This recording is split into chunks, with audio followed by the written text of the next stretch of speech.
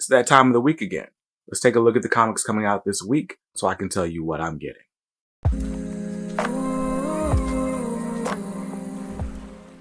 What's up, guys? BJ Kicks here. I buy comics, I read them, and I review them, all for your viewing pleasure.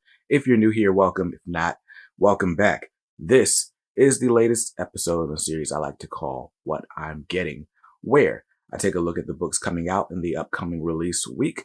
I tell you which books are on my pull list, what's on the chopping block, and what's on the maybe list that I'll be making a game day decision on.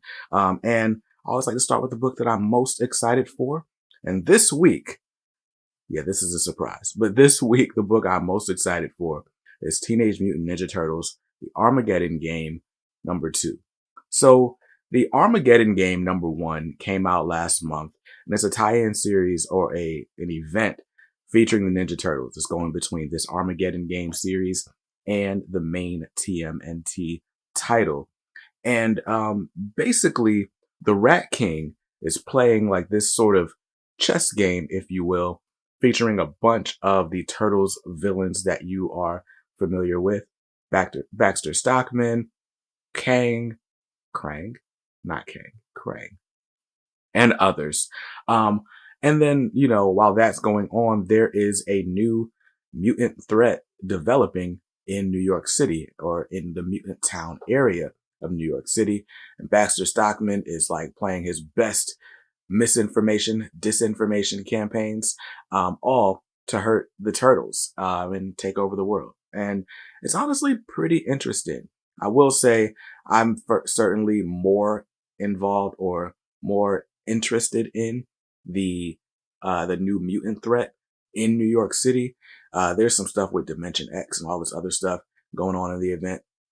I don't need my Turtles on like intergalactic space time travel, but I do love them just fighting other turtles in Mutant Town. And so that's what I'm excited about for this book. But anyway, TMNT, the Armageddon game #2. It's got a cover price of $3.99. I'm grabbing cover A.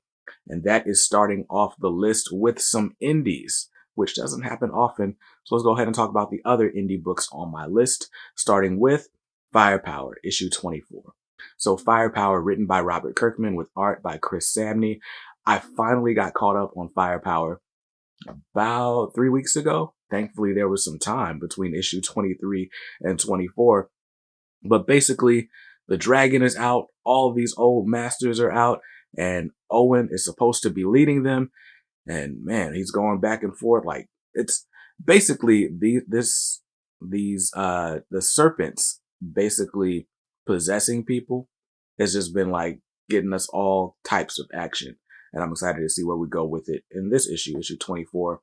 I know that issue 25 is supposed to be some huge anniversary thing, and I'm assuming that's when we're going to finally get the conclusion of this arc. But the action that we're getting so far has been amazing. Firepower issue 24 has got a cover price of $3.99. I'm grabbing cover A. And the other book on my indie pull list is actually on the maybe list. This week, Mighty Morphin Power Rangers issue 101 comes out. Issue 101 is the first issue with a new writer, and my bad, I should have written down the name of this writer. Hold on. All right, so issue 101 is the first issue by Melissa Flores, who I'm not familiar with, but we had this whole earth-shattering conclusion in issue 100. Apparently, a new status quo is being set, and if there's going to be a time to jump into Mighty Morphin Power Rangers, this is probably it. And I'm not completely sold on whether or not I want to jump in to Mighty Morphin Power Rangers. I feel like I just gotta chill with like these books with these years and years and years of lore behind them. I'm already trying to catch up on Ninja Turtles. Power Rangers is well over, not well over. It's exactly one issue. Over 100 issues. So I don't know if I'm going to jump into Power Rangers. My man Bunkmaster B is going to try to convince me, I'm sure, in the comments down below. And if you think you agree with him that I should be reading Power Rangers, let me know why. And I just might pick it up this week. It's got a cover price of $3.99. If I do buy it, I'm going to grab the cover A. But without Mighty Morphin Power Rangers being on the pull list, my indie total is just going to be $8. Not bad. Not bad at all. Let's move on to Marvel Comics, where First book on my pull list is one that I was excited about until I got spoiled. This is Avengers X-Men Eternals Judgment Day, issue number 6. This is pretty much going to be the conclusion of the Judgment Day event. I think there are still a few one-shot tie-ins still coming out here and there in the next couple of weeks. And then we're going to get an epilogue issue or I believe they're calling it an Omega issue. The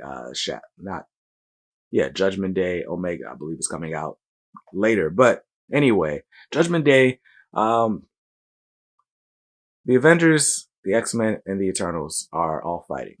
The Avengers and X-Men are teaming up against a few Eternals. Anyway, this series has been really good. It's kind of had tie-ins all over the Marvel Universe. It's been entertaining, if not game-changing, right? Like, I don't think there's going to be any serious status quo shift because of this. We've gotten some really, really good high action moments, high stakes, and you didn't know what was going to happen from issue to issue. I am still waiting to see the ramifications of this resurrection that we got in Judgment Day number 5. So I'm assuming they're going to pick up on that here because they haven't picked up on it anywhere else. So that's interesting. And overall, it's a good event. My issue with this event is they're releasing the books outside of their release order.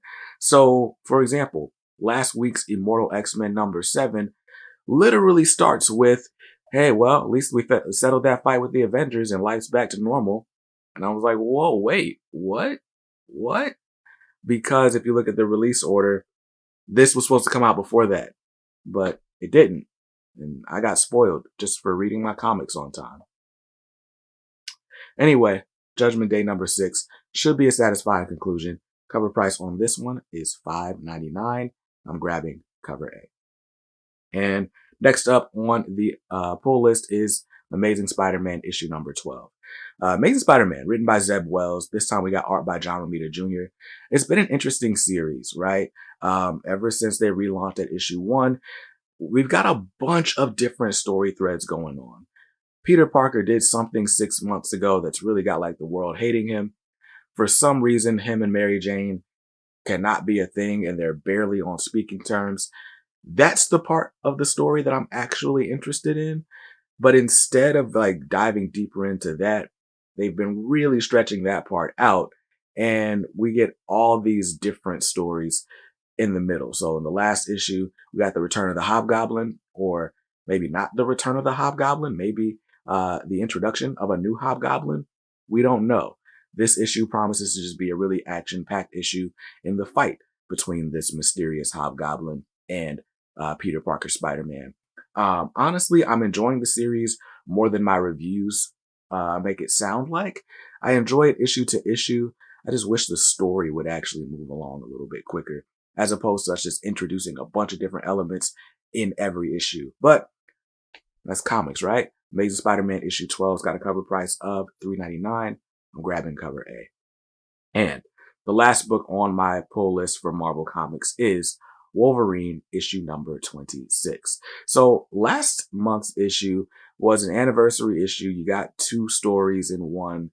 And honestly, I wasn't super overwhelmed or whelmed. I guess I was kind of underwhelmed with Wolverine issue 25. But this issue starts a brand new story arc called The Beast Agenda. So if you're familiar with Wolverine and X-Force as of the last 2 years, Beast has been acting kind of weird and kind of sinister-like and just sending people on missions that like, why is that your position, Beast?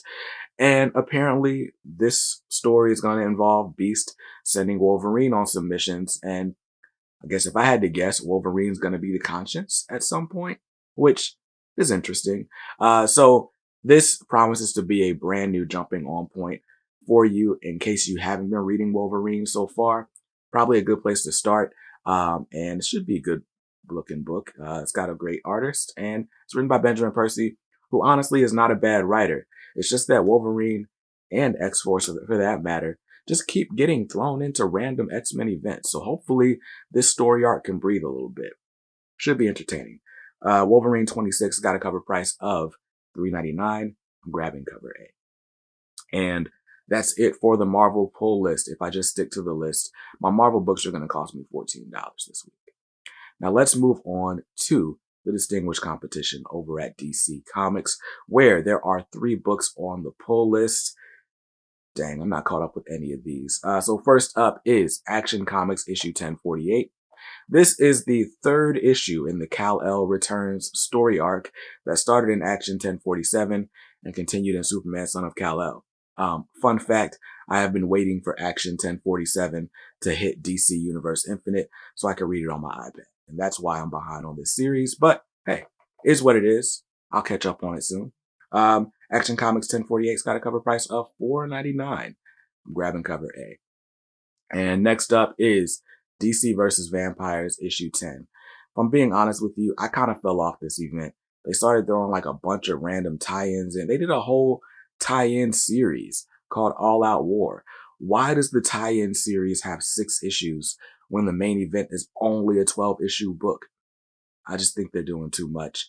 And I kind of got disinterested, but I'd already bought so many of the single issues. I was like, well, I might as well finish it out. So here we are, 10 issues into a 12-issue maxi series, and I'm sure it'll be good, but I'm not reading it right now. DC vs. Vampires, issue number 10's got a cover price of $3.99. I'm grabbing cover A. And the last book on my DC Comics pull list this week is Detective Comics issue 1065. Detective Comics written by Ram V, with art by Raphael Albuquerque. There's also backup stories by Cy Spurrier. Very, very interesting stuff, but I'm 2 issues behind on this series now, so it's time for me to catch up. Thankfully, I got the DC Universe Ultra upgrade, so all the past issues should be in there by now. So, digital for the win. Detective Comics issue 1065's got a cover price of $4.99. I'm grabbing cover A. And that's it for the DC books on my list. If I just stick to the list, my DC books will also cost me $14. Again, not a bad week. I've been trying to slim down the pull list a bit, especially now that I bought that new DC subscription. I paid annually, so I don't have to pay any more per month for this new upgrade, and I get all the DC books 30 days after they come out in stores. So I really should be cutting some titles off my DC list, but I want to at least finish out some of these story arcs in case I want to sell the single issues at sets later. But as I pull stuff off of the pull list, I might start adding more indie titles. Maybe this is a good time to get into Power Rangers. I don't know. Let me know in the comments down below. Now, while I'm here, I have to thank the channel members for making this video, my pull list, and really everything on this channel possible, for that matter. So if you guys would like to support the channel the same way these lovely folks have, then consider hitting that join button down below. Got some really exciting content coming up. Join me this week on the Hangout. We're going to talk new comic book reviews and comic book news and reactions. Superman coming back. Henry Cavill. What? Anyway, I'll see you guys in another video soon. Till then, hope you saw something you liked in this one. If not, hey, that's cool. You can always buy what you like. Just make sure you read what you buy. And be nice to others, because kindness makes the world go round. Peace.